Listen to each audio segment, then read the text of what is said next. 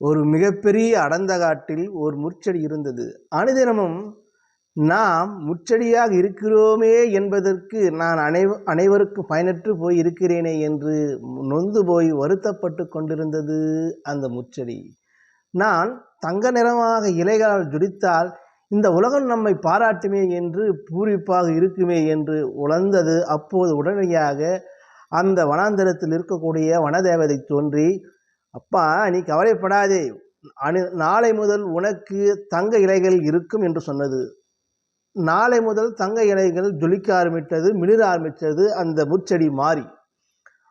அடுத்த நாளே இரவு ஒரு திருடன் அந்த காட்டிற்கு வருகிறான். இந்த செடியை பார்த்தது பலபல மின்னவோ தங்க நிறம் கொண்ட தங்கச் செடியாக இருக்கிறது. ஒரு இலை விடாமல் பறித்து பையில் போட்டு கொண்டு போய்விட்டான்.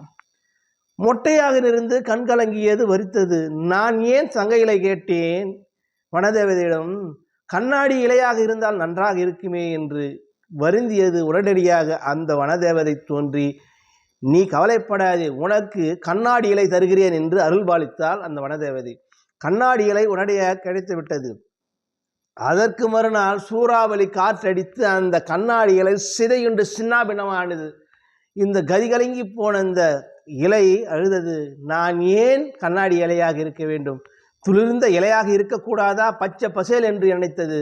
அங்கே அருள்பாலித்து அந்த வனதேவதை வந்தால், அப்படியே ஆகட்டும் மனம் போல் என்றால் மறுநாளே துளிர்த்த இலை போல் செழித்தது.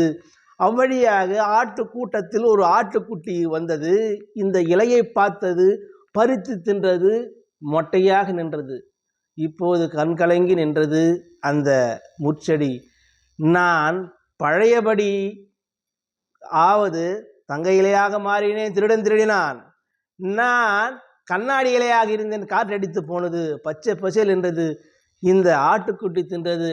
என் நிலை இப்படிதான் இருக்குமா? முட்செடியாக இருந்தாலே போதாதா என்று கண்கலங்கியது.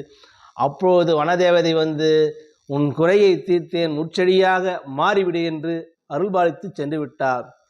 இந்த முட்கள் தான் நம் உயிரை இத்தனை காலம் காப்பாற்றி வந்தன. இது தெரியாமல் நாம் என்னென்னவோ எண்ணி வீணாக வருந்துகிறோமோ என்று நினைத்து முட்செடி தனக்குள் சிரித்து கொண்டது. அதற்கு இப்போது எவ்வித ஆசையும் இல்லை, ஆபத்தும் இல்லை. நாம் அப்படித்தான் நினைத்து கொண்டிருக்கிறோம். இப்படியாகவில்லையே, அப்படியாகவில்லையே, நாம் வானத்தில் பறக்கவில்லையே, பூமியில் நுழையவில்லையே, நாம் இன்னும் சூப்பர் ஸ்டார் ஆகவில்லையே, இல்லாத கணக்கையெல்லாம் மனக்கோட்டை கட்டி கொண்டிருக்கிறோம். நாம் இருப்புபடி இருந்தால் நம்முள் இருக்கும் எண்ணங்கள் சிந்தைகள் ஒருங்கே இணைந்து நாம் வாழ்வியலை மேற்கொண்டால் நம்மை நாம் அறிந்தாலே நாம் உச்சத்துக்கு வரலாம், பிறர் பாராட்டுக்கு உள்ளாகலாம் என்று சொல்லி நன்றி கூறி விடைபெறுகிறேன். நன்றி, வணக்கம்.